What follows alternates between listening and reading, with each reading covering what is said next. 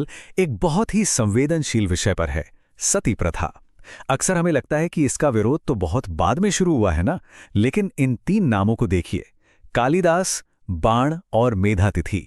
इनमें से किसने प्राचीन काल में ही इसकी आलोचना की थी? सोचिए। और हाँ, एक से ज्यादा जवाब भी सही हो सकते हैं। और सही जवाब है बाण और मेधातिथि। दोनों कमाल है ना? ये बात उस पूरी सोच को ही बदल देती है कि प्राचीन भारत में सब लोग बस चुपचाप हर सामाजिक प्रथा को मान लेते थे।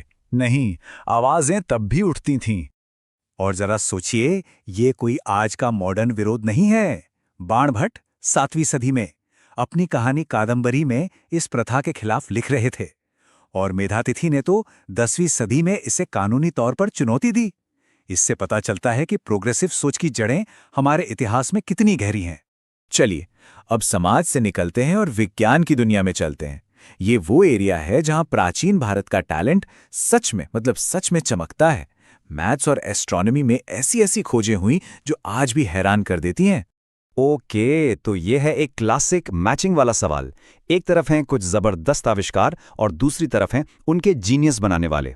क्या सही जोड़ी बनाई जा सकती है? चलिए कोशिश करते हैं। और ये रहे सही जवाब। भास्कराचार्य ने पृथ्वी की परिक्रमा का टाइम कैलकुलेट किया, बोधायन ने पाई की वैल्यू, आर्यभट्ट ने जीरो का कॉन्सेप्ट दिया, और हाँ, हमारा सबका पसंदीदा खेल सांप सीढ़ी वो ज्ञानदेव की देन है। मतलब कमाल है। जरा भास्कराचार्य की कैलकुलेशन पर गौर कीजिए। कोई टेलीस्कोप नहीं, कोई कंप्यूटर नहीं, और फिर भी उन्होंने एक साल की लंबाई को डेसिमल के इतने पॉइंट्स तक एकदम सटीक नाप लिया। ये उस जमाने की एस्ट्रोनॉमी की समझ का एक शानदार सबूत है। अगला सवाल है विरासत का। यहां 4 महान खगोलविद हैं और हर किसी ने दूसरे के काम को आगे बढ़ाया। तो क्या इन्हें सही टाइमलाइन में लगाया जा सकता है? कौन पहले आया, कौन बाद में? ये थोड़ा मुश्किल हो सकता है। और सही क्रम ये रहा। सबसे पहले लघध, फिर आर्यभट्ट, उनके बाद वराहमिहिर और आखिर में ब्रह्मगुप्त। देखिए, ये सिर्फ नामों की लिस्ट नहीं है, ये एक पूरी बौद्धिक चेन है।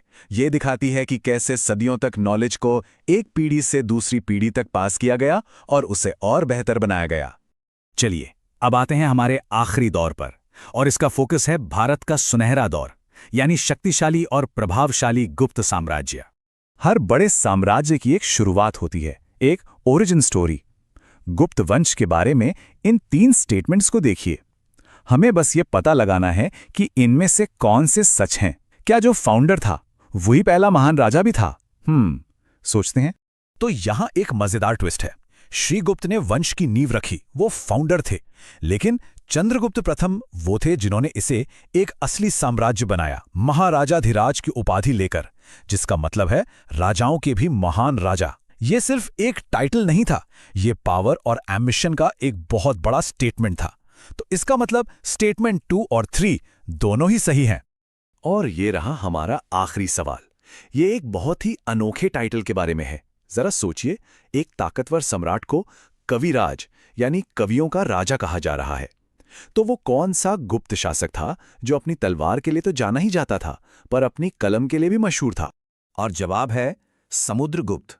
और इलाहाबाद शिलालेख की ये लाइन तो सब कुछ कह देती है कि उनकी प्रतिभा इतनी जबरदस्त थी कि उसने देवताओं के गुरु को भी शर्मिंदा कर दिया।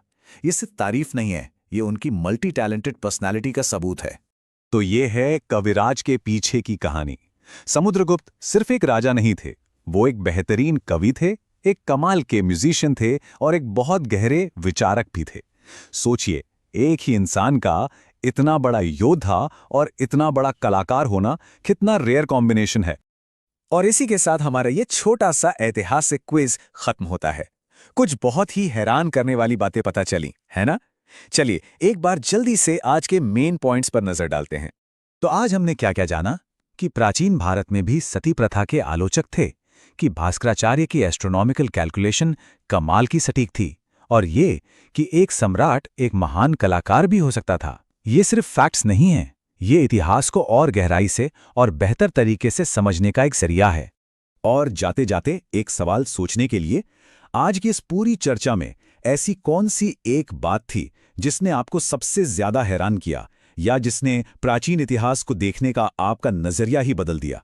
क्योंकि देखिए, इतिहास सिर्फ बीती हुई घटनाओं का लेखा जोखा नहीं है, ये इस बारे में भी है कि हम उसे आज कैसे समझते